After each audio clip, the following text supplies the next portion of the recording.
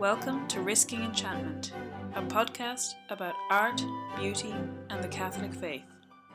Hosted by Rachel Sherlock. Hello and welcome to Risking Enchantment. For this week's episode, you've got myself, Rachel Sherlock, and joining me this week is Phoebe Watson. Hello. Phoebe is joining us this week, but we're not actually together. While in our last episode we said that we were in the flat together, but I have since decided to come home to my parents to help out with my granny. So now we are separated and self-isolated many miles from each other. So we are now navigating the murky waters of remote recording. And I have to say, it's giving me a lot of anxiety. I hope this goes well. I hope it sounds okay. I do care a lot about sound quality when it comes to these things.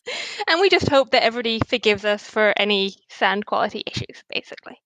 Yes, please forgive us if there are any issues. But we are still trying to power on, particularly because we're entering a really interesting liturgical time, and it would be a shame to miss that here on Risking Enchantment. And so we definitely want to be a kind of, I guess, a break from all of the bad news.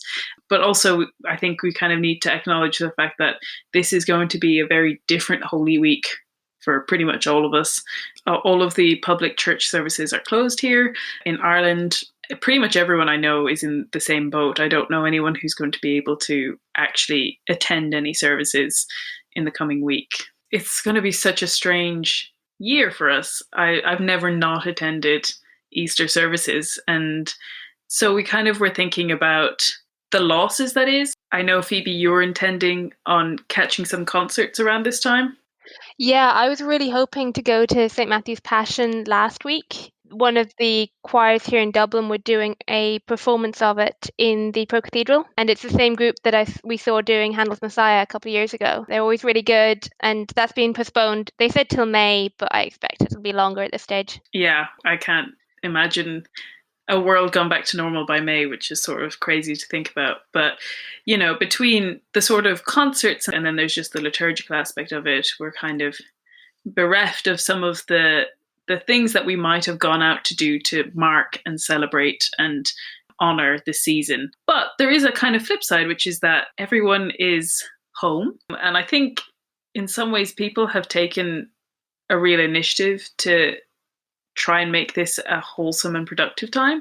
And so people are seeking out to embrace the season. And there's a lot of online services and things that are offering free access to some of their concerts and their musical recordings and whatnot. And also there tends to be a lot of those things available online at the best of times anyway. And I think people are really seeking them out, which is a really beautiful thing. I was reminded of when I spent a summer in Austria, and we spent half of it in Vienna. And in the summer in Vienna, all of the orchestras there go to Salzburg for the Salzburg Festival.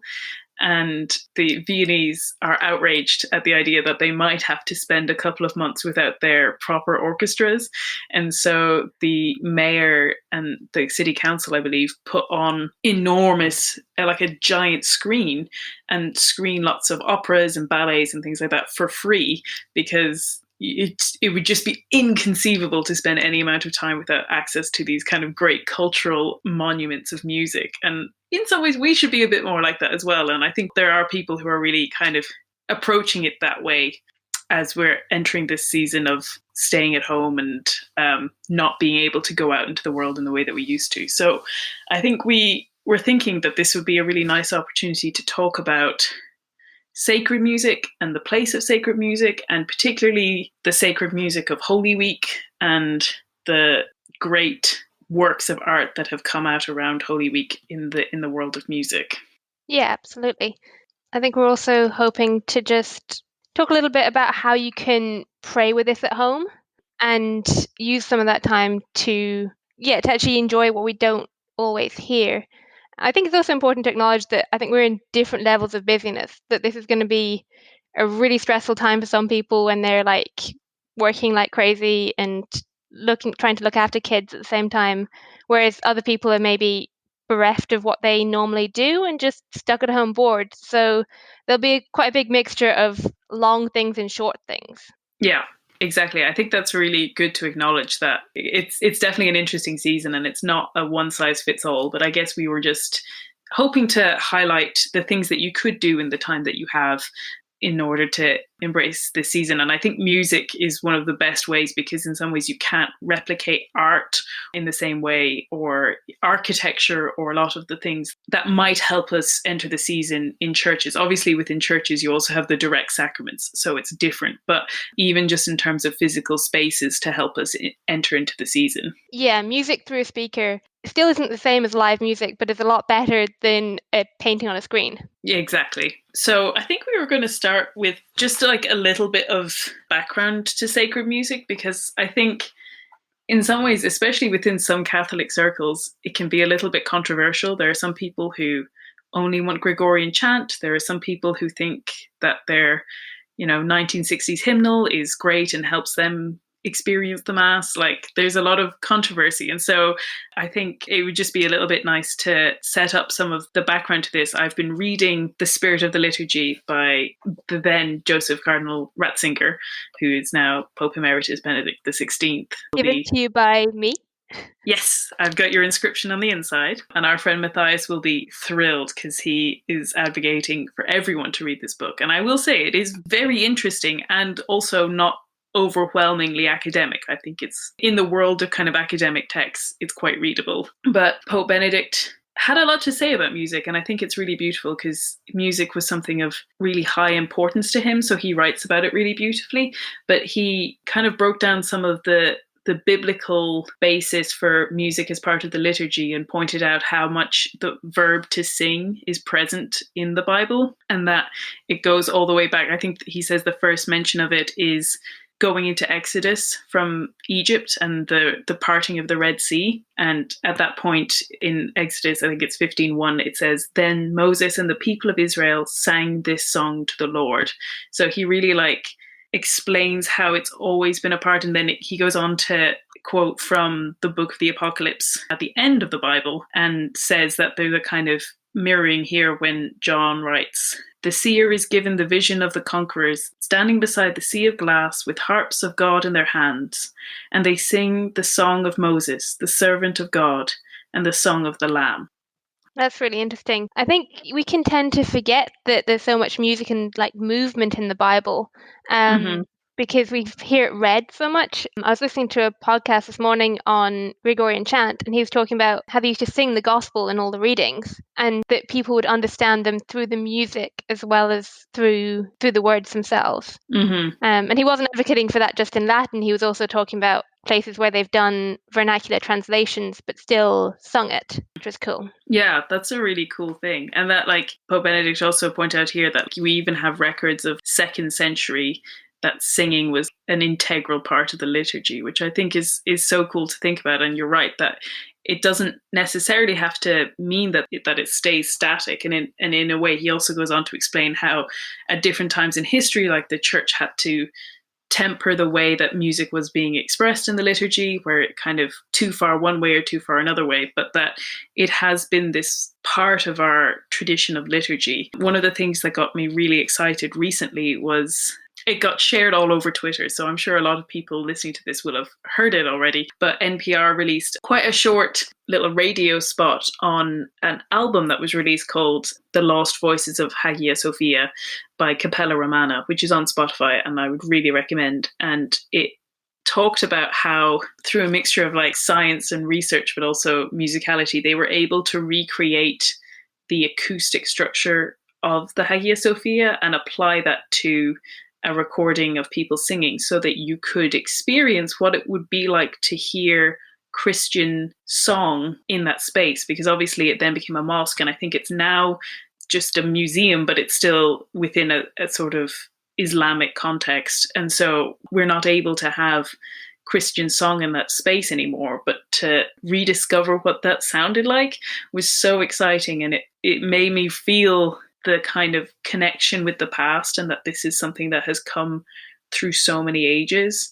So I would really recommend that album. I've been listening to it loads. It's really great. And there's actually, we're going to be talking about sort of Lenten and Holy Week songs. There are a lot of songs on there that are to do with the veneration of the cross. So I think it's really appropriate. I'll definitely link the interview, because the interview makes the album so much more interesting. So I thought that was amazing. That sounds really, really cool. But coming up to more modern day experiences of sacred music, I think there's a lot of confusion and a lot of, like I said, controversy and conflict over what music we play at Mass and how we express music in our liturgies. And one of the best explorations of that I've seen is the letter that Archbishop Sample wrote to his diocese in Portland about, it's called Sing to the Lord a New Song. And he also has done an interview on the podcast that Phoebe, you just mentioned, where he also kind of talks his way through it. So you can, it's not that long a document, but you can also kind of listen to it, him speak through the introduction of it in that podcast as well. That's the Square Notes podcast, isn't it? Yeah, that's right. What he does is a really nice breakdown of what music is and isn't appropriate for Mass. And he doesn't do it in a way that kind of X music is bad because I don't like it, or something like kind of as, I guess, subjective as that in some ways, that it's not just about saying, I like Gregorian chant or I like Mozart masses and I think they're the best, but actually going into why certain things are appropriate and certain things aren't. It's a really interesting, balanced approach on sacred music and talking about why we have music in the liturgy. Because I think we can kind of fall into either thinking that if it was written before the 20th century, then it's good, or it must be modern and it must have guitars. Like we can kind of, those are kind of the two extremes that we can fall into. But there is a lot of really beautiful modern music still being created. And as you're saying, music is something that we still grow with and still changes. But there's also a beautiful tradition of music that links us to the past. And I think it's important that we blend those. And also, he was talking about the cultural importance of stuff. So how it's appropriate to make something fitting to the culture that you're in, but that music should still have a sacred element to it. And he talks about the idea that we can hear the sacred even in a different culture, that we hear something and know that it's for sacred purposes, it's not just popular entertainment. And that idea of entertainment is one he really goes into, that because we've become so used to listening to music for entertainment, like we can fill our ears with music all day, every day. But so then we start approaching the music of the liturgy in the same way, expecting it to entertain us, where he makes the really compelling point that the purpose of the music, particularly in the liturgy, is to give glory to God. And that has to be intrinsic to it, that having music that just mentions God, but is maybe in a cultural entertainment setting, if you can't hear the sacredness of it, then maybe it's not appropriate. Yeah, and I think he does a really good job of explaining how that means that it's not just about saying that like Western 1800s composers are the only ones acceptable, that you can have all kinds of cultural traditions and they can be expressed musically in the liturgy and in Mass. But the point is, as Phoebe was saying, that we tend to be able to recognize sacred music when we hear it, even if it's not in our culture, even if it's not from our tradition. And that, so it's not just about saying that, say, like, that all of a type of music from a particular culture is out, but it's about saying that there is a distinction between, even because a lot of cultures might have things that are working songs, or it's not even just entertainment songs, but they'll have a function in their culture that is apart from just giving praise to God, and that it kind of doesn't matter how many times you use the word God in it. It doesn't necessarily make it. It can be in some ways a religious song without being a sacred song, and that sacredness is being set aside, and that we know when we hear something sacred and when it is appropriate to the Mass, and like you said, to giving glory to God. And he kind of breaks that down into sacredness, beauty, and universality. And the universality there is not that everyone even likes it. You can have traditions that are not your kind of cup of tea, but that they are universally acknowledged as being sacred. Yeah, I think you also made a really interesting point about dividing between music for praise and worship, or like for devotional purposes, Mm-hmm. and music that's fitting to the liturgy, Mm-hmm. which I found quite difficult in some ways, but a really interesting idea when I got my head around it, because he was talking about how hymns were properly intended for the divine office, and Mm-hmm. that they had a devotional purpose within the divine office, which is why I guess you have some hymns that are written to popular tunes, or you'd recognize the tune from elsewhere. So the idea that there is definitely a place for hymns, but because we've dropped the divine office Mm-hmm. and we're then trying to cram everything into mass. Yeah. So maybe this is a good time for us to re-embrace hymns, but priests don't necessarily have the capability to have hymns in mass at the moment. Maybe they do, maybe they don't. Yeah, because I think when we hear that maybe we shouldn't be having hymns at mass, we hear it as a sort of a taking away, that like for a lot of people they like hymns, and so something that they love is being detracted or taken away. And I guess the point is that actually it's not saying that, it's more that we should in some ways just embrace more prayer, because there are places in prayer that hymns are really truly have their proper place, but it's not necessarily exactly where we've been experiencing them. And I think we were discussing, Phoebe and I both follow the Magnificat, which I believe is free for access at the moment while everyone's at home. So I would really encourage anyone who is looking for resources at this time to help them follow through Holy Week to look at getting the app of the Magnificat, so you can access it Yeah, through your phone.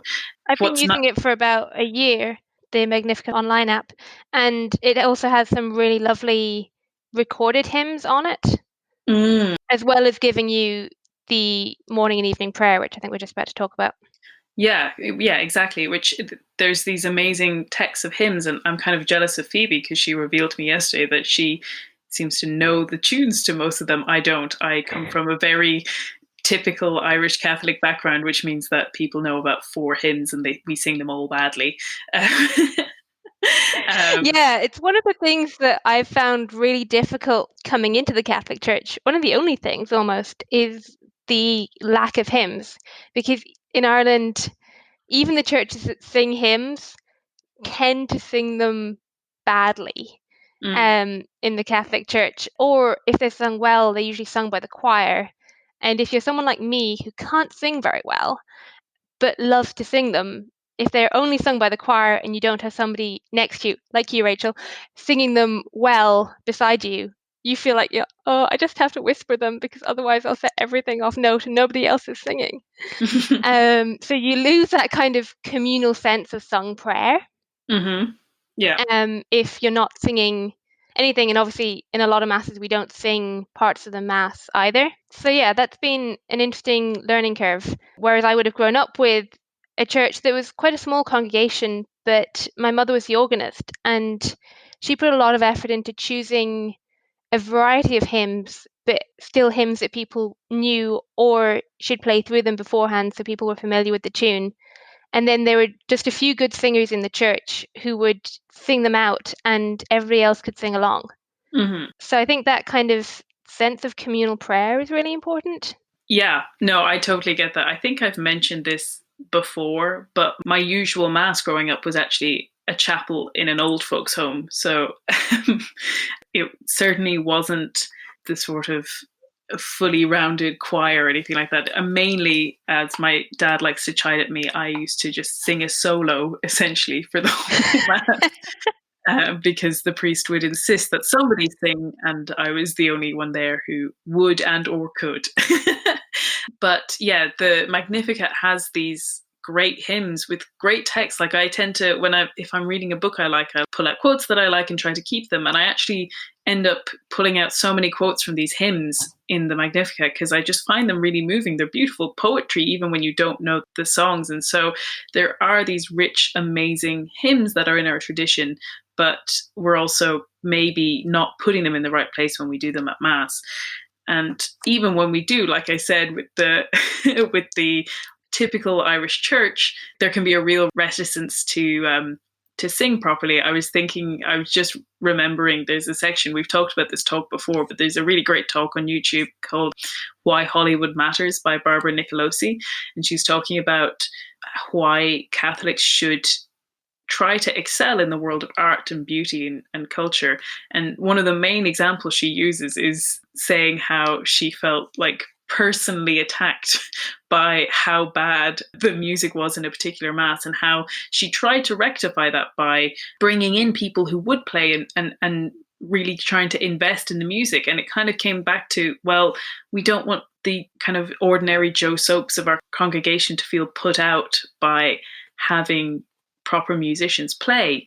And obviously, as Catholics and as Christians, we want to not unnecessarily cause pain to people in terms of their efforts that they're trying to bring to their service. And we should respect the fact that people are trying to be generous. But there is an element of, I know it's funny because in the spirit of the liturgy, one of the ways that Pope Benedict points out that we went wrong was when masses became kind of too operatic, because it became sort of like a vanity, because you had these virtuosos singing these amazing pieces and they were sort of all about the singer and not about the liturgy. But, you know, in some ways that can be equally true for people who can't really sing. There's a part of it that can become more about how I feel about how I contribute.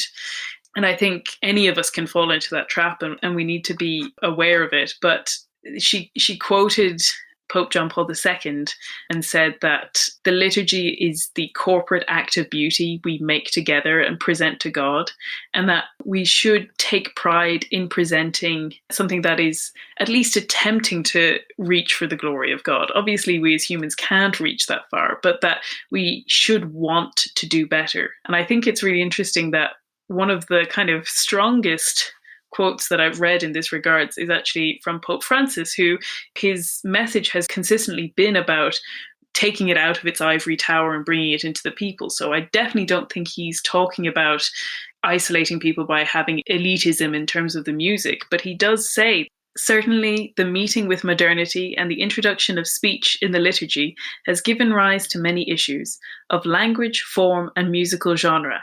At times, a certain mediocrity and superficiality and banality have prevailed, to the detriment of the beauty and intensity of liturgical celebrations. For this reason, the various key figures in this sphere, musicians, composers, conductors, and choristers of the Scholae Cantorum, with liturgical coordinators, can make a precious contribution to the renewal, especially in qualitative terms, of sacred music and liturgical chant.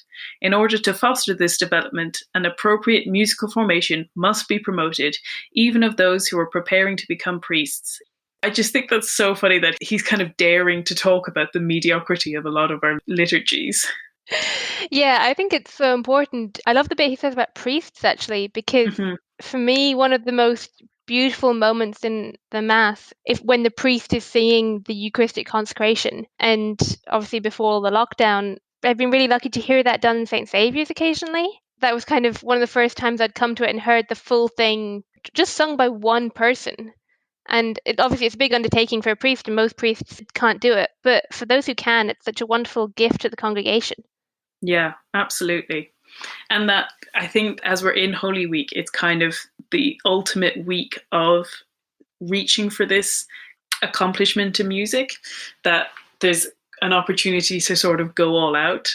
And it's funny because I was thinking, I think we think of Christmas music, and we did our episode of Christmas music, and everyone loves carols and they love singing carols. And there's not necessarily, there are some Easter hymns, and I think we're just going to we'll come to those a little bit later, but there's not really the same iconic set of like sing-along songs for this season. But what there is really intense, powerful musical masterpieces in a way that actually Christmas in some ways doesn't have, especially from a liturgical and religious point of view. And so this is the time to really think about how to reach for that kind of musical grandeur in what we're doing in our liturgies, and that it does matter. Like, I think it's not just about showing off to ourselves or even attempting to show off to God, if that were even possible, but that this is worth investing in. I'm going to quote Pope Benedict again. Like I said, he just has such a love for music, and it's so evident. And when he was receiving an honorary doctorate in music, he said, "At this point, I would like to express a thought that has gripped me increasingly, all the more so inasmuch as the different cultures and religions enter into relation among themselves. Present in the ambit of different cultures and religions is great literature, great architecture, great painting, and great sculptures. And everywhere there is also music, and yet in no other cultural ambit is there much of equal grandeur to that born in the ambit of the Christian faith. From Palestrina to Bach to Handel, up to Mozart, Beethoven, and Bruckner, Western music is something unique, which has no equal in other cultures. And this, it seems to me, should make us think." And then he even says it more explicitly. This was in a different speech he gave, but he said, "The encounter with the beautiful can become the wound of the arrow that strikes the heart, and in this way opens our eyes so that from this experience we take the criteria for judgment and can correctly evaluate the arguments.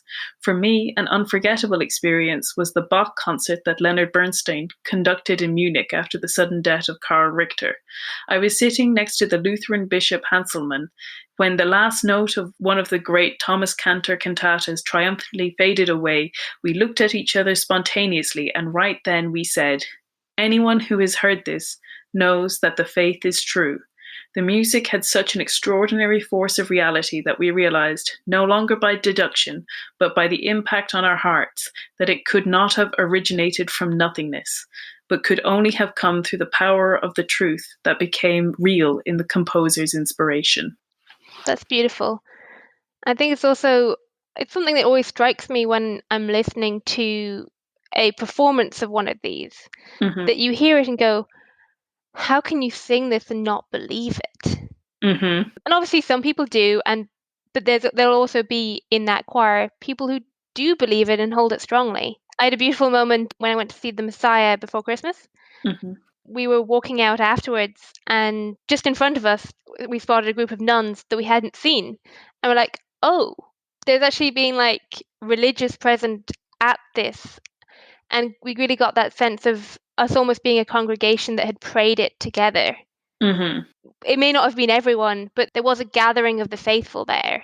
Yeah. To give glory to God. That's so beautiful. And I think, so Phoebe and I kind of did a bit of intense classical music listening in preparation for this. So it was so intense. And so we're pulling out some of our favorites, or maybe even new favorite pieces that kind of relate to Holy Week that we think are particularly special and help us enter the season. So I know Palm Sunday is over by the time this is coming out, because we're recording this on the Saturday. So I'm going to try and get this up as quickly as possible to give other people time to listen to this in a less frantic way than we did. But I know, Phoebe, you had one or two pieces for Palm Sunday that you wanted to highlight. Yeah, it was just one, and it was one that you had found, Rachel. It's called Les Rameaux, or The Palms. It's by Fauré. Mm-hmm. So the original version is in French, and that's really beautiful, obviously. But there's also an English translation, and you can get it with the words. So if you want a hymn for Palm Sunday that you can maybe sing along with and get that real sense of the triumphal entry into Jerusalem, like it's almost a marching tune. Mm-hmm. It's got that kind of sense of movement to it. You can really put yourself in Jerusalem with the crowds waving and the glory of that. Mm. So yeah, I just think that's a lovely one, and it's only short, so not a big commitment. I was listening to Fauré's Requiem Mass, which obviously it's a Requiem Mass. It's not specific to a service in Holy Week, but it has that mournful, reflective quality that you tend to be looking for at this time. And I love his Requiem Mass. I think Fauré has that real sort of Tolkien Elven feel to a lot of his music. So I really enjoyed his Requiem Mass. And then I think we kind of moved on to a lot of the Lamentation. So obviously you've got the Tenebrae services throughout Holy Week, and I got to go to two of them. I think I discussed this time last year on the podcast, that I'd never been to a Tenebrae service before. But if you haven't been to a Tenebrae service, it's essentially a series of sung psalms and canticles, and it's done as the church is entering into darkness, and there's a series of candles that get extinguished, and then at the end the final candle is sort of brought behind a screen or behind a door, and you make a whole lot of noise as if it's the earthquake that happens when Jesus dies. And then you kind of leave the church in silence. So it's quite a long service of music, and then you have this sort of clatter and fright at the end, and then you sort of leave in silence. So it's a really moving liturgical experience, for me anyway. But like I said, I only started going a year ago, so I think it's interesting. I was looking up all of these lamentations which say that they're part of Tenebrae services, but I've never actually experienced them to know exactly how they fit in with the service. But they are beautiful. Obviously, Pope Benedict has already mentioned Palestrina. There's a reason that Palestrina is known as the best and the greatest, and his lamentations are beautiful and ethereal. And the other one I listened to was Thomas Tallis, Tallis, and he's an English composer. And I believe I think he was the one he remained Catholic during the Reformation in England, and yet was able to continue working with Protestants and producing music for them at that time. So he's quite an interesting composer, and his work is beautiful. I was just going to add in that the Magnificat should have a Tenebrae at home version. I had one last year, and maybe that's something that, particularly if you're at home with your family, that you can do and maybe bring in a couple of these pieces. That's a really good point. Yeah. And I think we were also going to say, just before people get too overwhelmed with names, that we're going to make a list of these so you don't have to suddenly grab a pen and try and write everything down. Yeah, I listen to these in a mixture of YouTube and Spotify, so hopefully you'll be able to access as many as possible. The final one I was going to mention in the Tenebrae services is kind of the most famous. It's the Miserere by Allegri, which is an incredibly famous piece of music that is kind of often cited as sort of, the proof of divine inspiration. This is one of those jaw-dropping pieces that takes everyone by surprise. And it was sung in the Sistine Chapel during Tenebrae services, and actually they forbade people from getting copies of the music, and so it had this sort of mysterious allure about it where everyone wanted to find out what it sounded like. And then, of course, 14-year-old Mozart rocked on up to one of them and pretty much wrote it down from ear. I think he had to come back for one more listen to get the final, last little bits, which is classic Mozart. That's such an incredible story. It's a really beautiful music of parts as well. You've got kind of this voice above the rest of them, and yeah, it's really cool. And so you definitely can't talk about Holy Week music without mentioning the Miserere, which I think brings us to Holy Thursday specifically. Yeah, one of the ones for Holy Thursday, which I heard sung last year, was Thomas Aquinas' Pane Lingua, I think it's pronounced. It's written for the Feast of Corpus Christi, but because it's so focused on Christ in the Eucharist, it's really appropriate for Holy Thursday as well.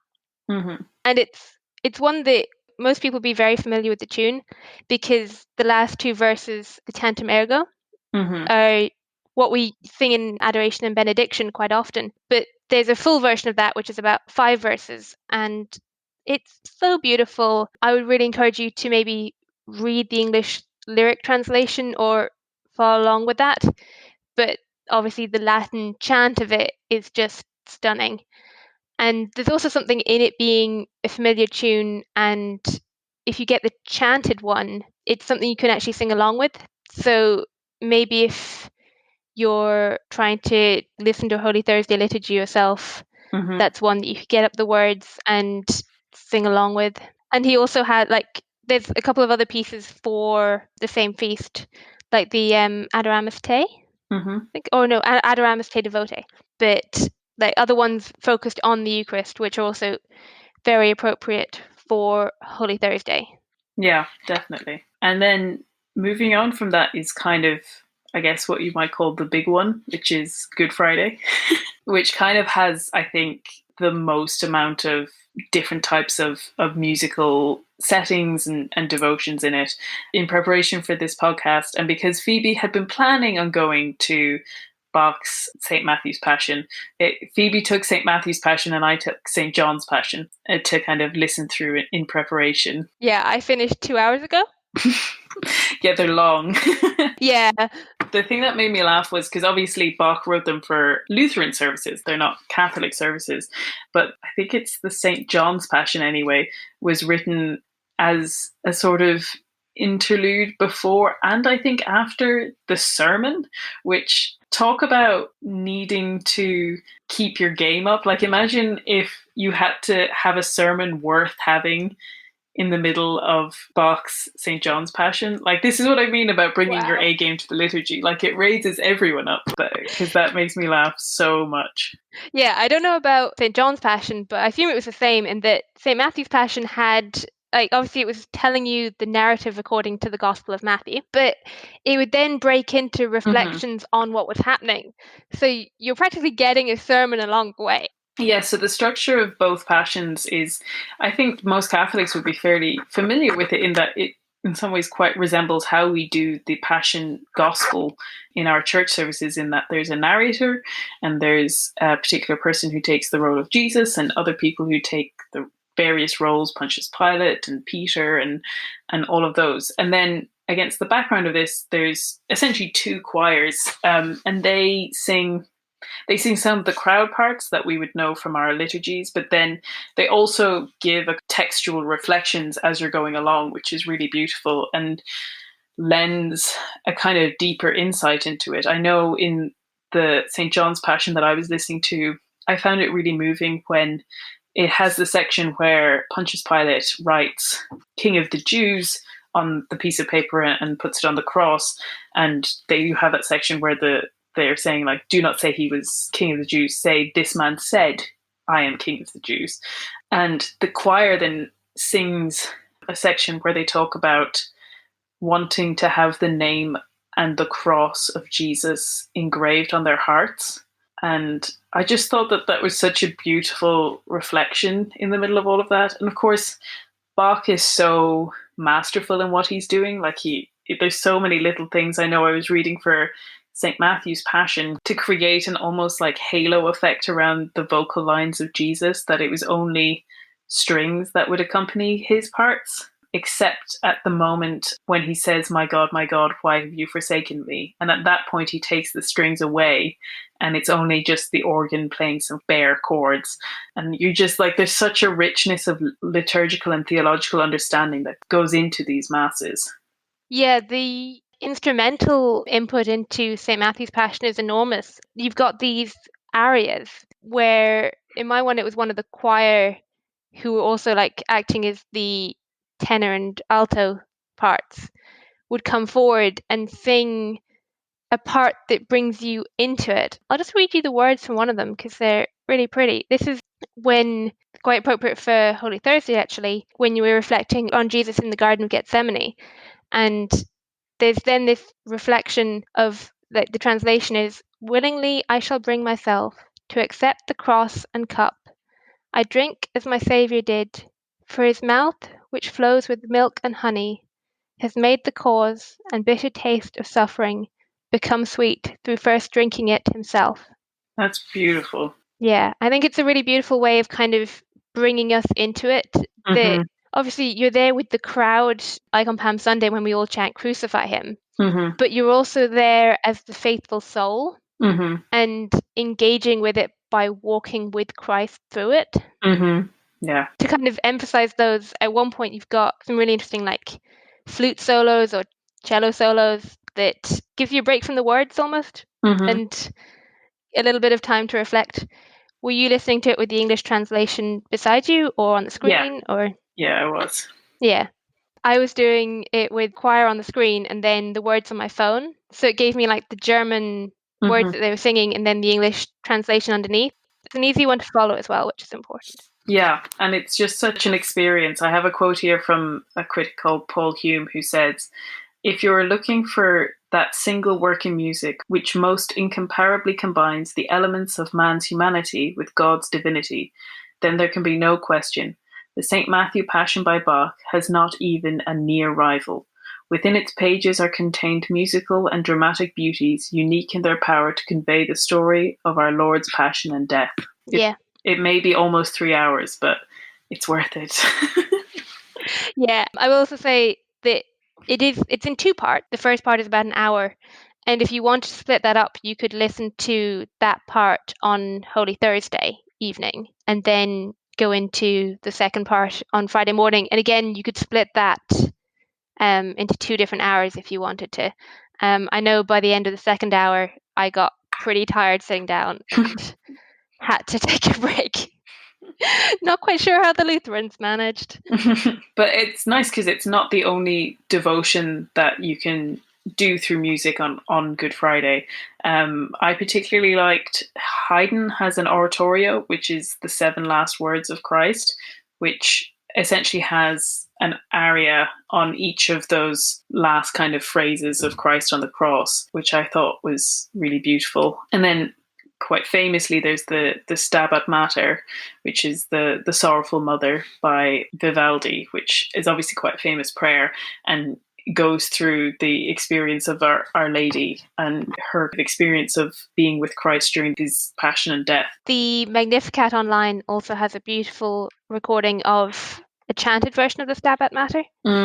But in that vein of things, actually, I think the piece that blew me away the most, and it's not particularly long, so I would really recommend anyone to listen to this one, is The Lament of the Mother of God by John Tavener. It's incredible. Yeah, it's one of those ones with very kind of soaring and like quite piercing choir, but beautiful and sorrowful, and the words are so moving. Yeah, it kind of took my breath away. I don't think I'd ever heard it before. I know I listened to the St. John's Passion for this recording, but I've definitely listened to most, if not all, of the St. Matthew's Passion before as well, and I love those. And there's obviously plenty of great music here, but if I could recommend one, that Lament of the Mother of God, it genuinely moved me to tears, and I'm not usually that easily moved to tears by music.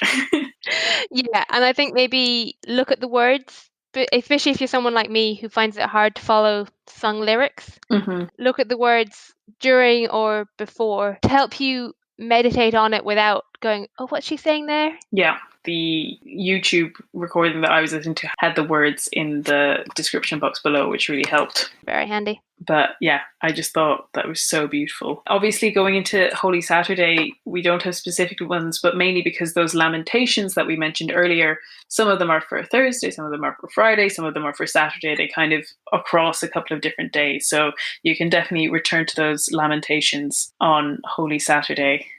Yeah, I just had a couple of other hymns for Good Friday. Oh, yes. Yeah. So one of them is actually taken from St. Matthew's Passion, but it's O Sacred Head Now Wounded. The refrain through St. Matthew's Passion, like the tune is. And it took me a while to recognize it. I was like, I know that. I've heard that recently. And then they actually came to where those lyrics are. I was like, oh, of course. So yeah, that's just a beautiful hymn. And it's if you don't have time to listen to St. Matthew's Passion, just listen to that hymn. And then again, in the vein of hymn singing, there's a hymn version of the Stabat Mater in English at the Crosshurst Station Keeping, which is just a really beautiful reflection. It's not as beautiful as the Stabat Mater Vivaldi, but it's the English. And lastly, in terms of reflective prayer, I think the These song, Jesus Remember Me. Yeah, I find that really moving. There's another one which I think is called Behold the Wood of the Cross. Yeah, that's beautiful. Some of those even really simple ones. Like I just find Jesus Remember Me genuinely really moving at any of the Good Friday services that I've been at. Absolutely. Which, like I said, if you're going to Holy Saturday, then the Lamentations are kind of where it is. I was going to say skipping over Holy Saturday, but I don't like when people skip over Holy Saturday. I've just written an article which will be up on Holy Saturday about why Holy Saturday is incredibly meaningful and not just an empty day, even though I guess its emptiness is meaningful, which is one of those great Christian paradoxes.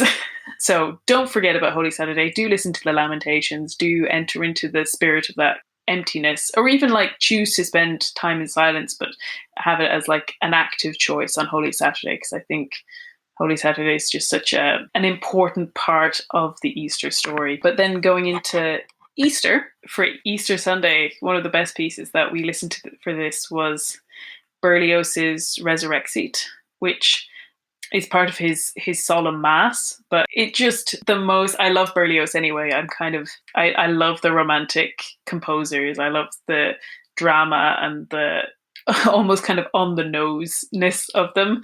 But the Resurrexit is exactly that really triumphant bang, you're there feeling, and I love it. And we were saying we're just going to talk a little bit about the Messiah for after Easter, but I think in some ways, because I think of like the Hallelujah chorus, but it's like more like a less cliched, a less overused version of something like the Hallelujah chorus. Yeah, even the full Berlioz Solemn Mass is on YouTube as well if you want to listen to that. It's about 45 minutes long. And the hymn I had for Easter Sunday was Thine Be the Glory. Mm-hmm. My tip with any Easter hymn, though, is to make sure you get it at a good clip, sung well at a decent speed, because they are triumphant and they should sound that. Mm-hmm. And then, yeah, I think it's interesting to talk about the Messiah because we hear it a lot at Christmas, but I think it was traditionally for Easter or Holy Week. And it does a beautiful job of going through the entire story of Christ, like starting with the birth of Christ and then reflecting on a lot of the prophecies which give meaning to the death of Christ. And then you go into that, the great Hallelujah chorus and what that means at the end, like the triumph at the end of that. So maybe it's not appropriate for Holy Week because of that combination, but I think it is a great one to listen to and to get the entire sense of the story. Mm-hmm. And the other one I just wanted to mention is quite a modern composition that I was at the premiere of a couple of years ago here in Dublin. And it's called the Westminster Mass. It's just the 5 different parts of the Mass, like the Gloria and the Agnus Dei, but they're written in a way that's supposed to mimic being in a cathedral, which is really, really beautiful. You've got these kind of slightly discordant voices, which my sister was singing in it, so I was told it was really difficult to sing. But when it all came together, it was just a really stunning effect. So if you're looking to maybe enliven any of your other masses, that might be a good place to go. That's so cool. And that, I guess, brings us to Easter Sunday. So that's our our recommendations for Holy Week. I hope you enjoyed them. I know it's an interesting time for people, and I will certainly be praying for everyone. I'll definitely feel the loss of actually attending liturgies. So this is, I guess, our little gesture towards trying to make sure that we acknowledge the season as it kind of happens around us, even if we're not actually attending it. And also, thanks so much for bearing with us. I think me and Phoebe have been kind of knowing, recording this, that our sound is not up to my usual standards. I guess I would have given this particular one a bit more time if the topic hadn't been so time sensitive that we have to record it even if I can't get the sound right. So hopefully I have a bunch of recording that I have to do for other people in the coming weeks. So hopefully by the time we get to our next episode, I'll have it all hammered out. But just, I guess, thanks so much for bearing with us. Please God, we'll be continuing to come to you guys and bring you the podcast as, I guess, some mild diversion during this time of upheaval. But I guess we still have our final question of the podcast. So Phoebe, what have you been enjoying? 2 things. I've really been enjoying the time to craft. Mm-hmm. I made a dress for the doll mouth that Maria, who's been on this podcast before, had given me for Christmas.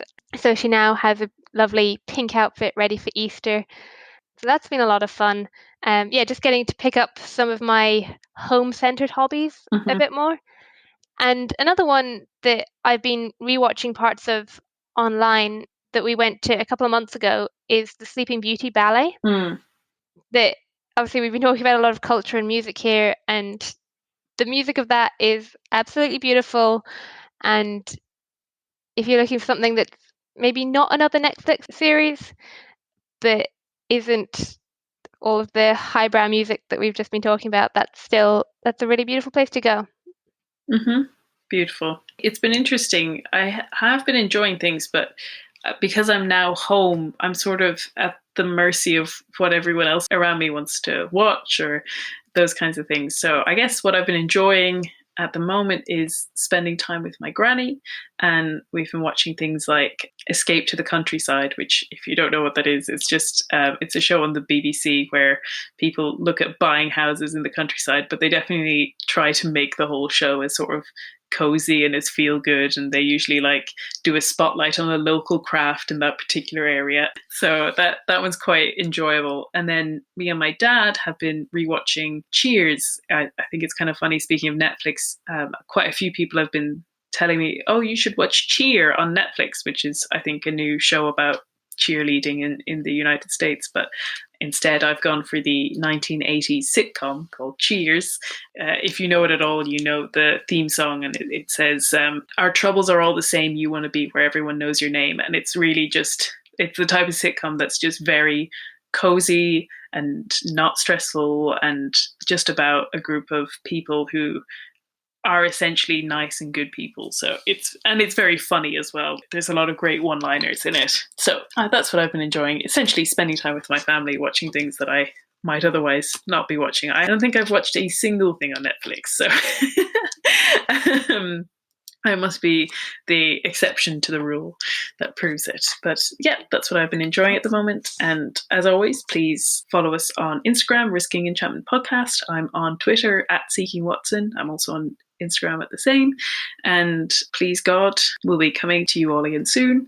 And hopefully we'll be talking to you in 2 weeks. So goodbye. Bye.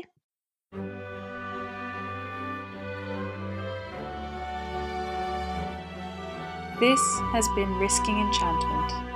Music by Kevin MacLeod. You can follow me on Instagram and Twitter with the handle @SeekingWatson. And you can find out more about me and the podcast at rachelsherlock.com. Thank you and God bless.